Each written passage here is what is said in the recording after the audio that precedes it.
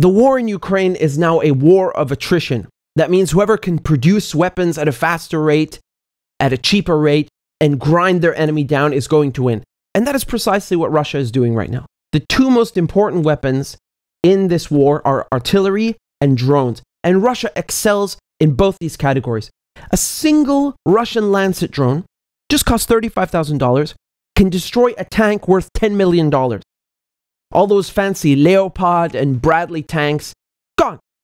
The New York Times finally decided to catch up and admit that Ukraine has lost 20% of all its weapons within the first week of its counteroffensive. I mean, this is a disaster. Even before they said anything, did I not show you the wreckage? Did we not look at these columns of smoking tanks? These are Lancet drones, taking them out.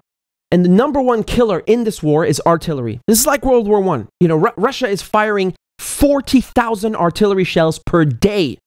The US needs 2 months just to produce that amount. So right now they're investing $1.5 billion so they can produce 85,000 shells a month in 5 years, in 2028. I mean, how long are they planning for this war to go on? They must be making really good money if they want it to last till 2028. They need 500 years to catch up with the Russians' war industry. I mean, this is hopeless. Forget about it. And Zelensky is dreaming if he thinks that F-16s are going to help him. Every time he says, oh, if only we have this weapon, then we can win.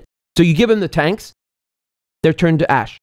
What does he think F-16s are going to do for him? You can't clear minefields with F-16s. You cannot destroy countless tank traps, dragon's teeth, trenches with F-16s. The front line is 1,000 kilometers long. The Russians have been dug in for months. Do you know how many miles Ukraine has taken so far in their hyped counteroffensive? 5 miles. 5 miles out of 60. Not only are the F-16s completely useless in this situation, but you are going to provoke the Russians into a nuclear war. The Russians have said if they see a single F-16, they are not going to waste time in the middle of a battle, you know, trying to figure out whether it may be or maybe doesn't have a nuclear warhead. They're going to treat it as a nuclear threat and act accordingly. Do you know what that means?